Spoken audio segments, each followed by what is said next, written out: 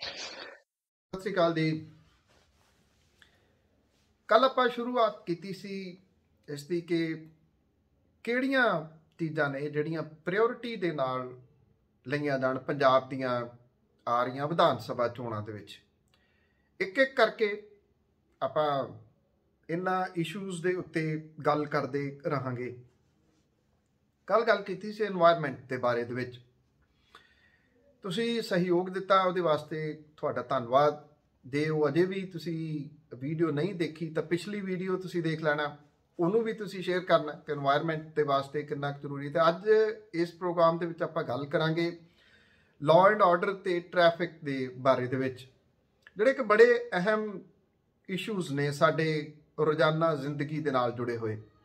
ਇੱਕ ਇੱਕ ਕਰਕੇ ਆਪਾਂ ਅੱਗੇ ਜ਼ਰੂਰ ਚੱਲਾਂਗੇ। ਤੁਹਾਡੇ ਵੱਲੋਂ ਕੁਝ ਸੁਝਾਅ ਵੀ ਆਏ ਕਿ ਕਿਹੜੀਆਂ ਕਿਹੜੀਆਂ ਗੱਲਾਂ ਦੇ ਉੱਤੇ ਗੱਲ ਹੋਣੀ ਚਾਹੀਦੀ ਹੈ। ਬਿਲਕੁਲ ਸਾਰੀਆਂ ਗੱਲਾਂ ਦੇ ਉੱਤੇ ਜਿਹੜਾ ਹੈਲਥ ਸਿਸਟਮ ਹੈ ਉਹ ਕੀ ਆ, ਅਸੀਂ ਕਿੱਥੇ ਖੜੇ ਹਾਂ ਹੈਲਥ ਸਿਸਟਮ ਦੇ ਵਿੱਚ, ਅਸੀਂ ਐਜੂਕੇਸ਼ਨ ਵਾਲੇ ਮਸਲੇ ਦੇ ਵਿੱਚ ਕਿੱਥੇ ਖੜੇ ਹਾਂ, ਸਾਡੇ ਸਕੂਲਾਂ ਦੇ ਕੀ ਹਾਲਾਤ ਨੇ, ਸਾਡਾ ਡਿਸਪੈਂਸਰੀ ਸਿਸਟਮ ਦੇ ਕੀ ਹਾਲਾਤ ਨੇ, ਹਸਪੀਟਲ ਦੇ ਕੀ ਹਾਲਾਤ ਨੇ। ਇੱਕ ਇੱਕ ਕਰਕੇ ਆਪਾਂ ਇਹਨਾਂ ਸਾਰਿਆਂ ਦੇ ਉੱਤੇ ਗੱਲਬਾਤ ਕਰਾਂਗੇ ਤਾਂ ਕਿ ਹਰ ਵਿਅਕਤੀ ਸਵਾਲ ਪੁੱਛਣ ਜੋਗਾ ਹੋ ਜੇ ਔਰ ਉਹ ਸਵਾਲ ਕਰੇ ਇਹਨਾਂ ਨੂੰ। ਔਰ ਬੜਾ ਬਿਹਤਰ ਮੌਕਾ ਹੈ ਇਸ ਵਾਰੀ ਕਿ ਤੁਸੀਂ ਇਹਨਾਂ ਨੇਤਾਵਾਂ ਨੂੰ ਸਿੱਧੇ ਸਵਾਲ ਕਰ ਸਕੋਗੇ। ਰੈਲੀਆਂ ਵਗੈਰਾ ਦੇ ਵਿੱਚ ਜਾ ਕੇ ਜਿੰਦਾਬਾਦ ਮੁਰਦਾਬਾਦ ਕਰਨ ਦੀ ਜਗ੍ਹਾ ਦੇ ਉੱਤੇ ਉਹ ਸਵਾਲ ਕਰਨੇ ਜਿਹੜੇ ਪੰਜਾਬ ਦੇ ਨਾਲ ਰਿਲੇਟਡ ਨੇ, ਭਾਵ ਕਿ ਤੁਹਾਡੀ ਗਲੀ ਨਾਲੀ ਤੱਕ ਸੀਮਤ ਨਹੀਂ ਗਏ ਉਹ। ਔਰ ਓਵਰਆਲ ਸਾਰਾ ਜਦੋਂ ਅਸਰ ਪੈਂਦਾ ਤੇ ਉਹਦਾ ਸਾਰਿਆਂ ਦੇ ਵਾਸਤੇ ਅਸਰ ਪਊਗਾ। ਪੰਜਾਬ ਦੇ ਵਿੱਚ ਲਾਅ ਐਂਡ ਆਰਡਰ ਦੀ ਜਿਹੜੀ ਸਿਚੁਏਸ਼ਨ ਆ ਉਹ ਕੋਈ ਬਹੁਤ ਵਧੀਆ ਨਹੀਂ ਗਈ, ਬਲਕਿ ਇਹ ਕਿਹਾ ਜਾਵੇ ਕਿ ਨਿੱਘਰ ਗਈ ਹੋਈ ਹੈ ਤੇ ਇਹਦੇ ਵਿੱਚ ਕੋਈ ਦੋ ਰਾਵਾਂ ਨਹੀਂ। ਜਦੋਂ 10 ਸਾਲ ਸਰਕਾਰ ਰਹੀ ਗੱਠਜੋੜ ਵਾਲੀ ਅਕਾਲੀ ਭਾਜਪਾ ਦੀ, ਤੇ ਉਸ ਵੇਲੇ ਜਿਹੜੀ ਸਭ ਤੋਂ ਵੱਡੀ ਗਲਤੀ ਉਹਨਾਂ ਨੇ ਇਹ ਕੀਤੀ ਕਿ ਉਹਨਾਂ ਨੇ ਹਲਕਾ ਇੰਚਾਰਜ ਸਥਾਪਿਤ ਕਰ ਦਿੱਤੇ, ਜਿਹੜੇ ਲੋਕਾਂ ਨੂੰ ਵਿਧਾਨ ਸਭਾ ਹਲਕਿਆਂ ਦਾ ਇੰਚਾਰਜ ਲਾਤਾ।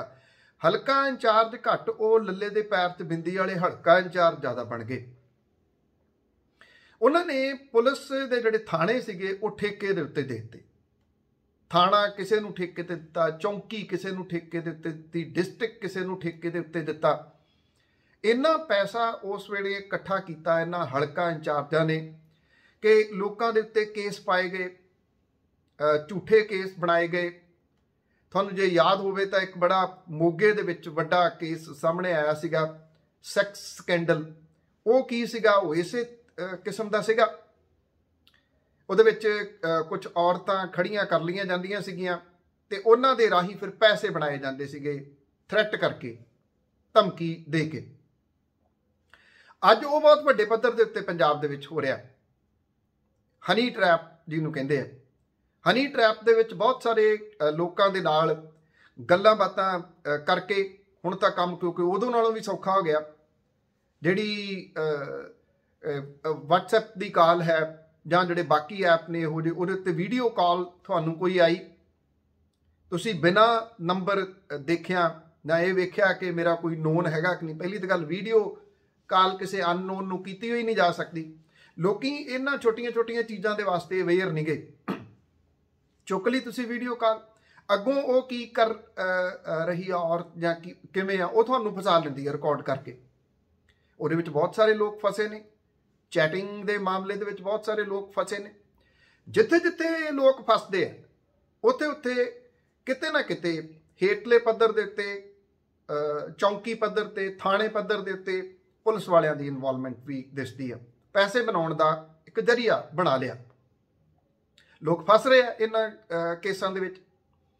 ਦੂਸਰਾ, ਤੁਸੀਂ ਇਹ ਦੇਖਿਆ ਹੋਊਗਾ ਕਿ ਨਸ਼ਿਆਂ ਦੀ ਵਜ੍ਹਾ ਕਰਕੇ ਲਾਅ ਐਂਡ ਆਰਡਰ ਦੀ ਜਿਹੜੀ ਸਥਿਤੀ ਆ ਉਹ ਖਰਾਬ ਹੋਈ ਹੈ। ਜਿਹੜੇ ਨਸ਼ਾ ਕਰਨ ਵਾਲੇ ਨੇ ਉਹਨਾਂ ਨੂੰ ਸਿਰਫ ਇੱਕੋ ਚੀਜ਼ ਦੇ ਨਾਲ ਭਾਅ ਹੁੰਦਾ ਕਿ ਉਹਨਾਂ ਦੀ ਅਗਲੀ ਡੋਜ਼ ਦਾ ਪ੍ਰਬੰਧ ਕਿਵੇਂ ਹੋਊਗਾ। ਉਹ ਪ੍ਰਬੰਧ ਕਰਨ ਦੀ ਖਾਤਰ ਉਹ ਕਿਸੇ ਦਾ ਕਤਲ ਤੱਕ ਵੀ ਕਰ ਦਿੰਦੇ ਆ।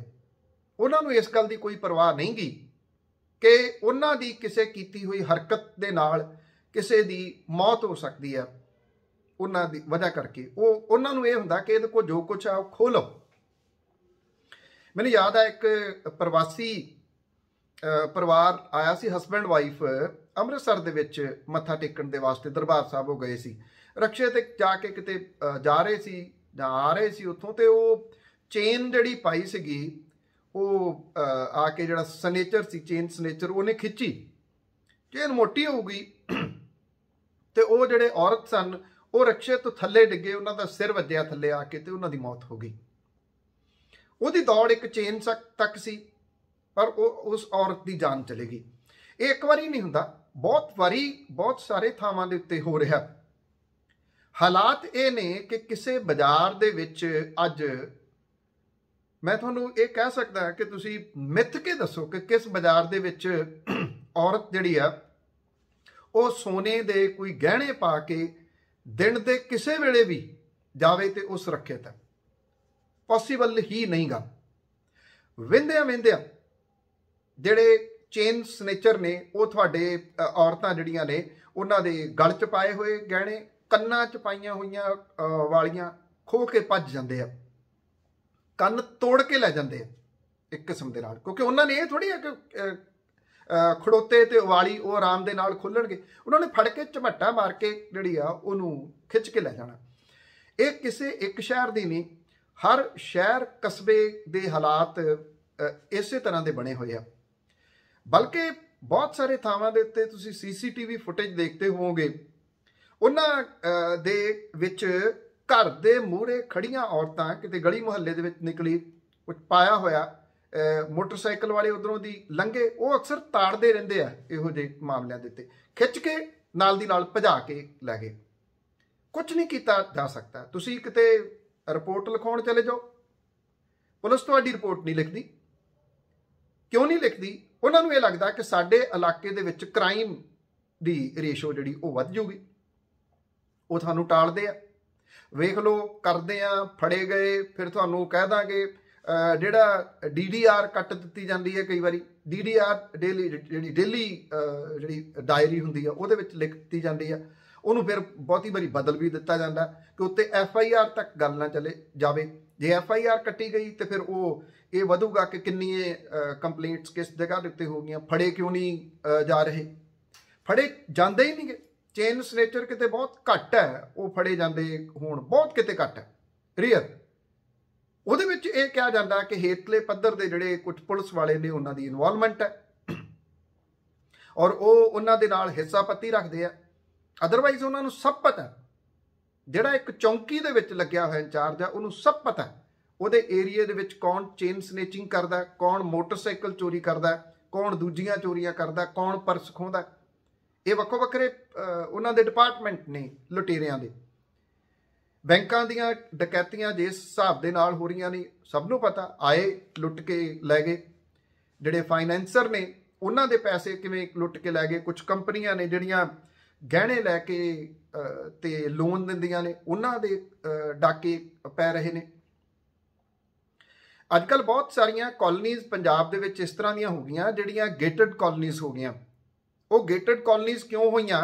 ਕਿਉਂਕਿ ਜਿਹੜੇ ਉਹ ਪੈਣ ਲੱਗੇ ਇਕੱਠੇ ਹੋ ਕੇ ਚੋਰ। ਇਹ ਹਾਲਾਤ ਪੰਜਾਬ ਦੇ ਬਣੇ ਹੋਏ ਆ, ਮਾਮਲੇ ਦਰਜ ਨਹੀਂ ਹੋ ਰਹੇ। ਲਾਅ ਐਂਡ ਆਰਡਰ ਜਿਹੜਾ ਉਹ ਸਖਤ ਹੋਵੇ। ਇਹ ਸਵਾਲ ਪੁੱਛੋ ਕਿ ਪੁਲਿਸ ਕਿੱਥੇ ਹੁੰਦੀ ਹੈ, ਪੁਲਿਸ ਕੀ ਕਰਦੀ ਹੈ। ਪੁਲਿਸ ਜਿਹੜੀ ਆ ਉਹ ਚੌਂਕਾਂ ਦੇ ਵਿੱਚ ਖੜੋ ਕੇ ਹੈਲਮਟ ਵਾਲੇ ਦਾ ਚਲਾਨ ਕਰੀ ਜਾਂਦੀ ਆ, ਉੱਥੇ ਸੀਟ ਬੈਲਟ ਵਾਲੇ ਦਾ ਚਲਾਨ ਕਰੀ ਜਾਂਦੀ ਆ, ਕਿਉਂਕਿ ਉਹਨਾਂ ਨੇ ਆਪਣੇ ਪੈਸੇ ਬਣਾਉਣੇ ਹੁੰਦੇ। ਸਭ ਨੂੰ ਪਤਾ ਕਿ ਉਹ ਪੈਸੇ ਬਣਾਉਂਦੇ ਨੇ। ਉਹ ਕਿਤੇ ਤੁਸੀਂ ਜਿਹੜੀ ਗਸ਼ਤ ਹੁੰਦੀ ਸੀਗੀ ਪਹਿਲਾਂ ਹੁੰਦੀ ਮੁਹੱਲਿਆਂ ਥਾਵਾਂ ਦੇ ਉੱਤੇ, ਉਹ ਕਦੀ ਤੁਸੀਂ ਗਸ਼ਤ ਹੁੰਦੀ ਦੇਖੀ ਹੈ? ਕਿਉਂਕਿ ਜਿਹੜੇ PCR ਵਾਲੇ ਸੀਗੇ ਮੋਟਰਸਾਈਕਲ ਦੇ ਉੱਤੇ ਜਿਹੜੇ ਆਉਂਦੇ ਸੀ, ਉਹਨਾਂ ਨੂੰ ਮੋਟਰਸਾਈਕਲ ਦਾ ਤੇਲ ਨਹੀਂ ਮਿਲਦਾ। ਸਰਕਾਰਾਂ ਨੇ ਬਜਟ ਘਟਾ ਕੇ ਪੁਲਿਸ ਦੇ ਬਜਟ ਘਟਾਤੇ।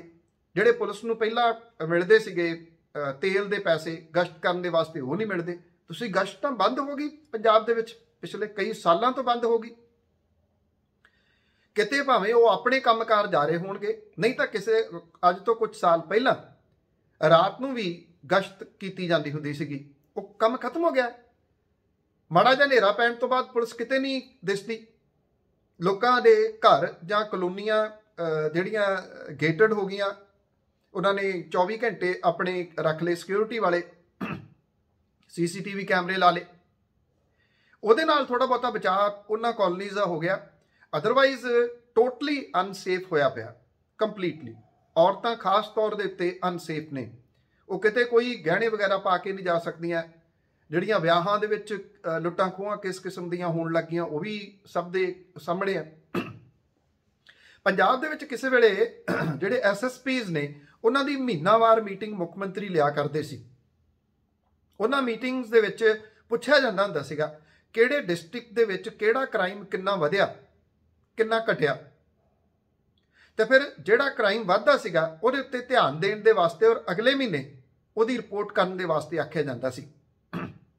ਗੱਠਜੋੜ ਦੀ ਸਰਕਾਰ ਦੇ ਵੇਲੇ SSPs ਦੇ ਨਾਲ ਹੁੰਦੀਆਂ ਇਹ ਮੀਟਿੰਗਾਂ ਖਤਮ ਕਰ ਦਿੱਤੀਆਂ ਗਈਆਂ।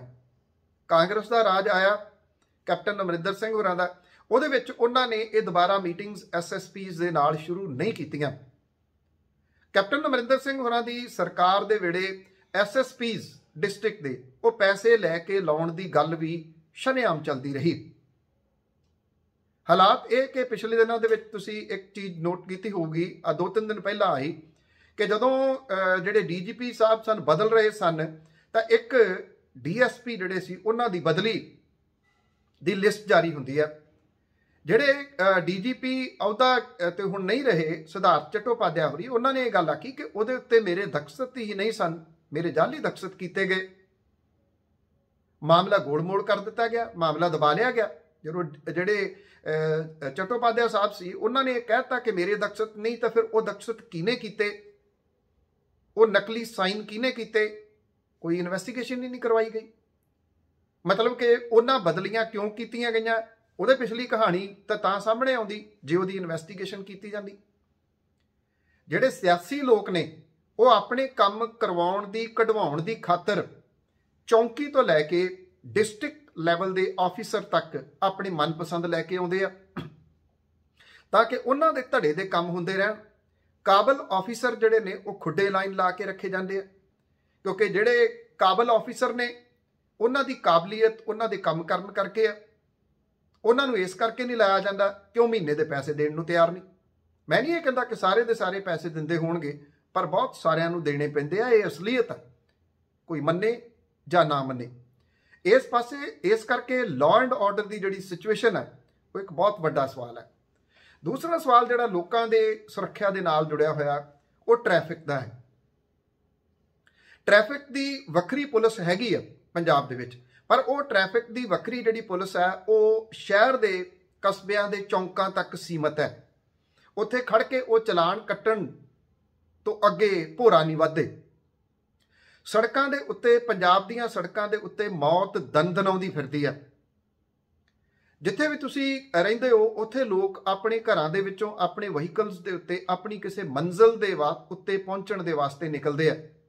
ਪੰਜਾਬ ਸ਼ਾਇਦ ਇੱਕ ਇਸ ਤਰ੍ਹਾਂ ਦਾ ਸੂਬਾ ਹੈ ਜਿੱਥੇ ਕਿ ਲੋਕ ਮਰਨ ਦੇ ਵਾਸਤੇ ਨਿਕਲਦੇ ਆ। ਇਹ ਠੀਕ ਹੈ, ਲੋਕਾਂ ਦੀ ਜ਼ਿੰਮੇਵਾਰੀ ਬਹੁਤ ਵੱਡੀ ਬਣਦੀ ਹੈ। ਟ੍ਰੇਨਿੰਗ ਸੈਂਟਰ ਬਣਾਏ ਹੋਏ ਨੇ ਜਿੱਥੇ ਲਾਇਸੈਂਸ ਮਿਲਦੇ ਨੇ, ਉਸ ਜਗ੍ਹਾ ਦੇ ਉੱਤੇ ਜਾ ਕੇ ਵੇਖਣਾ ਕਿਹੜੀ ਉਹ ਟ੍ਰੇਨਿੰਗ ਆ, ਕਿਹੋ ਜਿਹੀ ਉਹ ਟ੍ਰੇਨਿੰਗ ਆ। ਇੱਥੋਂ ਇਹਨੂੰ ਸੱਜੇ ਲੈ ਲਓ, ਇੱਥੇ ਉਹਨੂੰ ਖੱਬੇ ਲੈ ਲਓ, ਸਾਰੇ ਬੰਦੇ ਪਾਸ ਹੋਈ ਜਾ ਰਹੇ, ਕਿੰਨੇ ਕੁ ਫੇਲ ਉੱਥੇ ਹੁੰਦੇ ਆ। ਇਹ ਟ੍ਰੇਨਿੰਗ ਸਖਤ ਹੋਣੀ ਚਾਹੀਦੀ ਆ ਇੱਕ। ਦੂਸਰਾ, ਜਿਹੜੇ ਏਜੰਟ ਟਾਈਪ ਦੇ ਜਿਹੜੇ ਲਾਇਸੈਂਸ ਬਣਾ ਕੇ ਦੇਈ ਜਾਂਦੇ ਆ ਉਹਨਾਂ ਦੇ ਉੱਤੇ ਠੱਲ ਪੈਣੀ ਚਾਹੀਦੀ ਆ। ਜਿਹੜਾ ਟ੍ਰੈਫਿਕ ਹੈ ਉਹ ਲਾਈਨਾਂ ਦੇ ਵਿੱਚ ਚੱਲੇ, ਇਹਦੇ ਵਾਸਤੇ ਟ੍ਰੈਫਿਕ ਪੁਲਿਸ ਦੀ ਨਫਰੀ ਹੋਰ ਵਧਾਉਣੀ ਚਾਹੀਦੀ ਹੈ।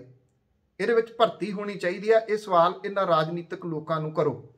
ਸਿਰਫ ਟ੍ਰੈਫਿਕ ਪੁਲਿਸ ਜਿਹੜੀ ਆ ਚੌਂਕਾਂ ਦੇ ਵਿੱਚ ਚਲਾਨ ਕੱਟਣ ਦੇ ਵਾਸਤੇ ਨਾ ਹੋਵੇ।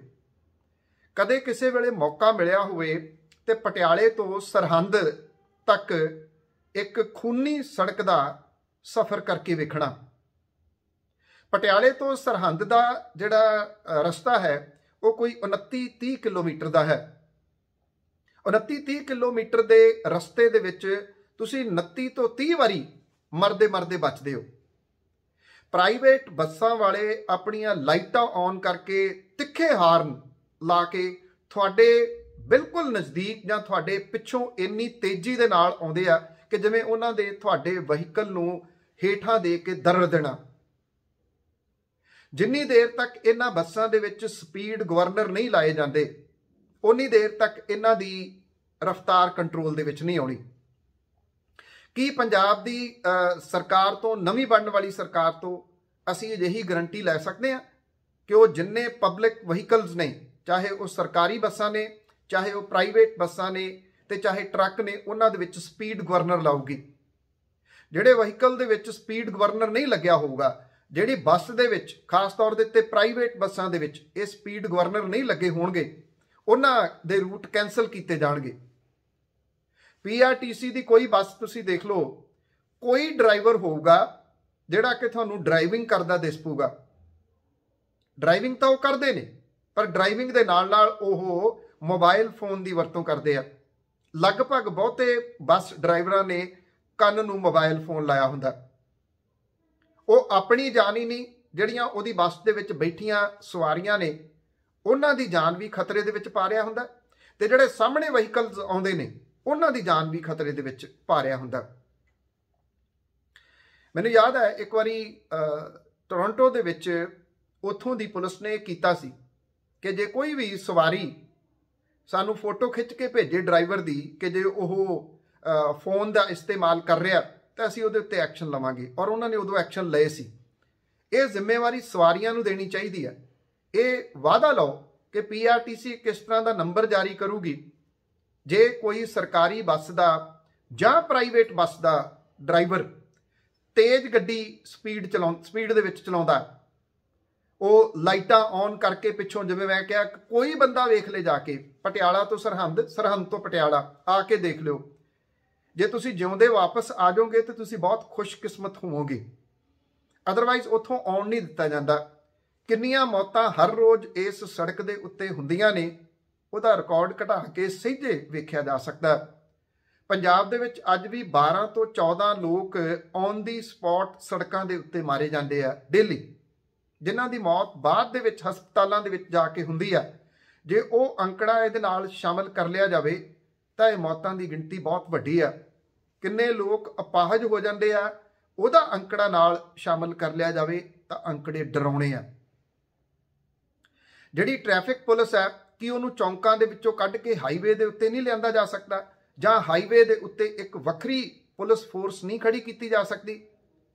ਜਿੰਨੇ ਕੁ ਇਹਦਾ ਖਰਚਾ ਆਉਣਾ ਹਾਈਵੇ ਦੀ ਪੁਲਿਸ ਦਾ, ਉਹਨੇ ਉਨੇ ਪੈਸੇ ਚਲਾਣਾ ਤੋਂ ਬਣਾ ਲੈਣੇ ਆ। ਸਪੀਡ ਕੰਟਰੋਲ ਕਰਨੀ ਪਊਗੀ, ਨਹੀਂ ਤਾਂ ਜਿਸ ਸਪੀਡ ਦੇ ਨਾਲ ਲੋਕ ਸੜਕਾਂ ਦੇ ਉੱਤੇ ਮਰ ਰਹੇ ਆ, ਲਾਸ਼ਾਂ ਹੀ ਲਾਸ਼ਾਂ ਚਫੇਰੇ ਦਿਸਦੀਆਂ ਨੇ। ਜਿਸ ਮਰਜ਼ੀ ਤੁਸੀਂ ਪਾਸੇ ਚਲੇ ਜਾਓ, ਤੁਹਾਨੂੰ ਹਰ ਬਹੁਤੇ ਨਹੀਂ ਤੇ ਐਵਰੇਜ ਮੈਂ ਲੈਣਾ ਹੁੰਦਾ 25 ਤੋਂ 30 ਕਿਲੋਮੀਟਰ ਦੇ ਦਰਮਿਆਨ ਕੋਈ ਨਾ ਕੋਈ ਸੜਕ ਹਾਦਸਾ ਦਿਸਦਾ। ਸੜਕ ਹਾਦਸੇ ਦੇ ਵਿੱਚ ਕੋਈ ਨਾ ਕੋਈ 2 ਵੀਲਰ ਚਲਾਉਣ ਵਾਲਾ ਆਪਣੀ ਜਾਨ ਗਵਾਈ ਪਿਆ ਹੁੰਦਾ ਤੇ ਲੋਕ ਇੱਕ ਚਾਦਰ ਉਹਦੇ ਉੱਤੇ ਦੇ ਕੇ ਆਲੇ ਦੁਆਲੇ ਤੋਂ ਫਿਰ ਤਮਾਸ਼ਾ ਵੇਖ ਰਹੇ ਹੁੰਦੇ ਆ। ਉੱਥੇ ਖੜੀਆਂ ਹੋਣ ਵਾਲੀਆਂ ਗੱਡੀਆਂ ਨੇ ਟ੍ਰੈਫਿਕ ਆਉਣ ਤੇ ਜਾਣ ਵਾਲਾ ਸਾਰਾ ਜਾਮ ਕੀਤਾ ਪਿਆ ਹੁੰਦਾ, ਤੇ ਜਦੋਂ ਉਹੀ ਗੱਡੀਆਂ ਵਾਲੇ ਆਪਣੀ ਗੱਡੀ ਦੇ ਵਿੱਚ ਬਹਿ ਕੇ ਫਿਰ ਆਪਣੀ ਮੰਜ਼ਿਲ ਵੱਲ ਨੂੰ ਤੁਰਦੇ ਆ ਤੇ ਉਹ ਭੁੱਲ ਜਾਂਦੇ ਆ ਕਿ ਹੁਣੇ ਇੱਕ ਹਾਦਸਾ ਵੇਖ ਕੇ, ਹੁਣੇ ਇੱਕ ਮੌਤ ਵੇਖ ਕੇ ਉਹ ਤੁਰੇ ਆ। ਉਹ ਵੀ ਉਸੇ ਹੀ ਮੌਤ ਵੱਲ ਨੂੰ ਆਪਣੀ ਗੱਡੀ ਫਿਰ ਭਜਾਉਣੀ ਸ਼ੁਰੂ ਕਰ ਦਿੰਦੇ ਆ। ਲੋਕਾਂ ਨੂੰ ਕਿਵੇਂ ਸਮਝਾਇਆ ਜਾਵੇ, ਸਮਝ ਤੋਂ ਪਰੇ ਹੋਈ ਪਈ ਆ।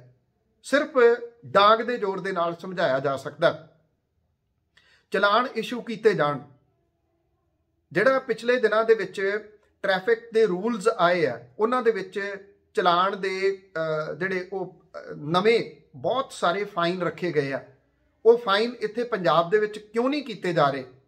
ਚਾਹੇ ਉਹ ਬਿਨਾਂ ਇੰਸ਼ੋਰੈਂਸ ਤੋਂ ਚਲਾਉਣ ਵਾਲੀ ਗੱਲ ਹੈ, ਚਾਹੇ ਉਹ ਬਿਨਾਂ ਸੀਟ ਬੈਲਟ ਤੋਂ ਚਲਾਉਣ ਵਾਲੀ ਗੱਲ ਹੈ, ਤੇ ਚਾਹੇ ਉਹ ਓਵਰ ਸਪੀਡ ਚਲਾਉਣ ਵਾਲੀ ਗੱਲ ਹੈ। ਕਰਪਸ਼ਨ ਫੇਰ ਉੱਥੇ ਹੀ ਆ ਜਾਂਦੀ ਹੈ। ਕਰਪਸ਼ਨ ਦੀ ਵਜ੍ਹਾ ਕਰਕੇ ਕੋਈ ਵੀ ਵਿਅਕਤੀ ਇਹ ਸੋਚਦਾ ਕਿ ਜੇ ਮੈਨੂੰ ਪੁਲਿਸ ਵਾਲੇ ਨੇ ਰੋਕ ਵੀ ਲਿਆ ਤੇ ਮੈਂ 100-150 ਰੁਪਈਆ ਦੇ ਕੇ ਉਹਦੇ ਤੋਂ ਆਪਣੀ ਜਾਨ ਖਲਾਸੀ ਕਰਵਾ ਲੂੰਗਾ। ਮੈਂ ਨਹੀਂ ਇਹ ਕਹਿੰਦਾ ਕਿ ਚਲਾਨ ਕੱਟਣ ਵਾਲੇ ਸਾਰੇ ਦੇ ਸਾਰੇ ਪੈਸੇ ਲੈ ਕੇ ਛੱਡ ਦਿੰਦੇ ਹੋਣਗੇ, ਪਰ ਬਹੁਤ ਸਾਰੇ ਛੱਡ ਦਿੰਦੇ ਆ। ਇਹ ਲੋਕਾਂ ਦੇ ਮਨਾਂ ਦੇ ਅੰਦਰ ਧਾਰਨਾ ਬਣੀ ਹੋਈ ਆ, ਔਰ ਇਹ ਹੈ ਵੀ ਸੱਚਾਈ। ਇੱਕ ਹਾਈਵੇ ਦੀ ਪੁਲਿਸ ਵੱਖਰੇ ਤੌਰ ਦੇ ਉੱਤੇ ਪੰਜਾਬ ਦੇ ਵਿੱਚ ਲਿਆਂਦੀ ਜਾਵੇ, ਜਿਹੜੀ ਸਿਰਫ ਹਾਈਵੇ ਦੇ ਉੱਤੇ ਗਸ਼ਤ ਕਰੇ, ਔਰ ਉਹਦੇ ਕੋਲੇ ਸਪੀਡ ਚੈੱਕ ਕਰਨ ਵਾਲੇ ਕੈਮਰੇ ਹੋਣ, ਜਿਹੜੇ ਕਿ ਅੱਜ ਕੱਲ੍ਹ ਪੰਜਾਬ ਦੇ ਵਿੱਚ ਕਾਫੀ ਹੱਦ ਤੱਕ ਆ ਗਏ ਆ। पर वो पुलिस वालियां ने कुछ खास स्पॉट के उत्ते ही ला के बैठते हैं, वो चलान भी करते हैं। ये हर हाईवे के उत्ते कैमरा लग्या होना चाहिए और जिहड़ी गड्डियां ने वो वधिया दे के इस हाईवे की पुलिस नूं हाईवे के उत्ते तेज जांदी गड्डी का पिछा करके उन्होंने फड़िया जाए। लोगों दी जे जानां बचाउणियां ने तां लोगों दी जानां लॉ एंड ऑर्डर की जिहड़ी सिचुएशन आ उन्होंने ठीक करके लुट खसुट बचाई जा सकती है। दूसरा, सड़कों के उत्ते पंजाब के मर रहे लोगों को बचाया जा सकता है। ये सवाल अपनी डायरी दे विच दूजे नंबर के उत्ते जरूर तुसीं नोट करने पहले तो बाद। उम्मीद करते हैं कि तुसीं इस वीडियो नूं अगे शेयर करोगे, ना सिर्फ शेयर करोगे बल्कि इहदे उत्ते अपना कमेंट्स भी दोगे ताकि आपां पंजाब दे लोकां नूं इन्हां अगले कुछ दिनां दे दौरान उन्हां सवालों के प्रति जागरूक कर सकीए जिहड़े कि उन्हां ने उन्हां दे कोलों वोटां मंगण आ रहे लोकां नूं करने। चैनल नूं तुसीं सबसक्राइब कर लेना, जेकर नहीं कीता है तो उहदे वास्ते तुहाडा बहुत बहुत धन्नवाद। बैल आइकॉन का बटन है उन्होंने नाल दब देना ताकि जो अगली वीडियो आवे तुहानूं वो पता लग सके। बहुत मेहरबानी। सत श्री अकाल।